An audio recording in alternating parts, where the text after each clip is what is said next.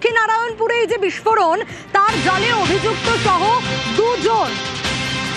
এবার স্বাভাবিকভাবেই একাধিক প্রশ্ন উঠছে যে কেন ব্যাগে করে এই বোমা নিয়ে আসা হলো।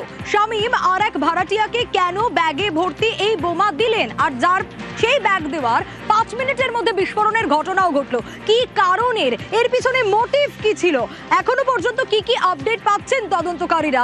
আমার সঙ্গে অনুপ রয়েছে, অনুপের কাছ থেকে জানবো। অনুপ, মোটিভ কি? কারণ এই যে মূল অভিযুক্ত বা মূল মাস্টার মাইন্ড, যে তার নাম তো উঠে আসছে, কিন্তু এই ব্যাগ রাখার কারণটা কি?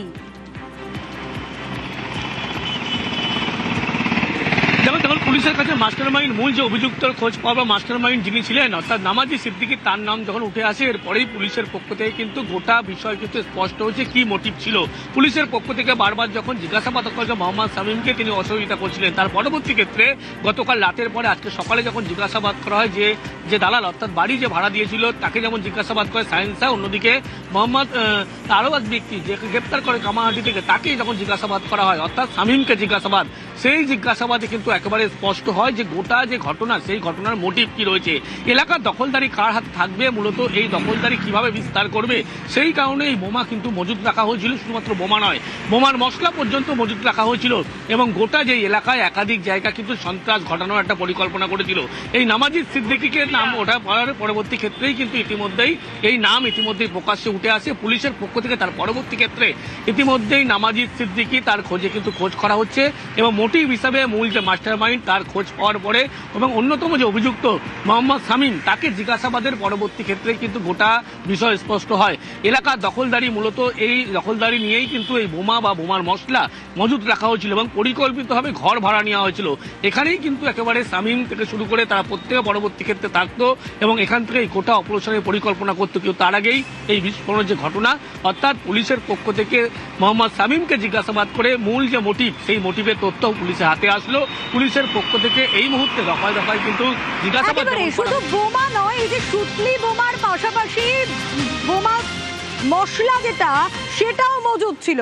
এবার এখান থেকে আরেকটা প্রশ্ন উঠছে, বোমার মশলাও কেন মজুদ ছিল, কেন বেছে বেছে এই নারায়ণপুর, কি কারণ এই ভাড়া বাড়ি দুদিন আগে শামীমের নেওয়া, এই প্রশ্নগুলো স্বাভাবিকভাবে উঠছে। অনুপ, তাহলে কি এর পিছনে আরো বড় কোনো ষড়যন্ত্র, যা প্রথম থেকেই আমরা বলছি, যা প্রথম থেকেই তদন্তকারীরা মনে করছেন যে আরো বড় কোনো ষড়যন্ত্রের আঁচ ছিল এখানে? তবে পুলিশ তদন্ত নেমে যে সমস্ত তথ্যগুলো পেয়েছে বা এভিডেন্স পেয়েছে বা ক্লোজ সার্কিট ক্যামেরার ফুটেজ পেয়েছে, সেখান থেকে যে বড় ষড়যন্ত্র যে করা হচ্ছিল সেটা কিন্তু স্পষ্ট যোগ পাওয়া যাচ্ছে। এবং পরবর্তী ক্ষেত্রে প্রথম যে দুই নাবালককে যখন জিজ্ঞাসাবাদ করা হয়, তাদেরকে জিজ্ঞাসাবাদ করে কিন্তু প্রথমে তারা কোনো কিছু ভয়ে বলতে চায়নি। তার পরবর্তী ক্ষেত্রেই একেবারে পরিবারের যারা তাদের লোককে জিজ্ঞাসাবাদ করা হয়েছিল, অন্যদিকে যিনি বাড়ি ভাড়া দিয়ে তাকে জিজ্ঞাসাবাদ করা হয়েছিল।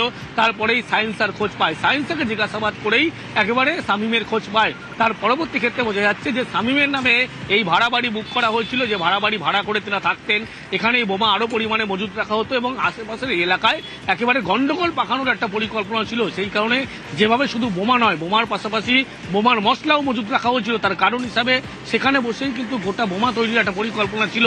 তার পরবর্তী ক্ষেত্রে এলাকায় যে সন্ত্রাস সৃষ্টি করা এবং গোটা ফান্ডিং থেকে শুরু করে গোটা যে পরিকল্পনা, তার নাম যে উঠে আসছে নামাজি সিদ্দিকীর, এই নামাজি সিদ্দিকী কিন্তু মূল মাস্টার মাইন্ড, এমনটাই বলা হচ্ছে। তার কারণে পুলিশের পক্ষ থেকে তার খোঁজ করা হচ্ছে। এই গোটা এলাকায় আগে থেকেই পরিকল্পনা করা হয়েছিল কিভাবে সন্ত্রাস করা হবে, গন্ডগোল করা হবে এবং এলাকার রাজ কিভাবে কারাতে থাকবে, এই নিয়ে কিন্তু গন্ডগোলের বই প্রকাশের পরিকল্পনা করা হয়েছিল। কিন্তু তার আগেই যেখানে বোমা মজুত রাখা হয় সেখানে বিস্ফোরণের ঘটনা।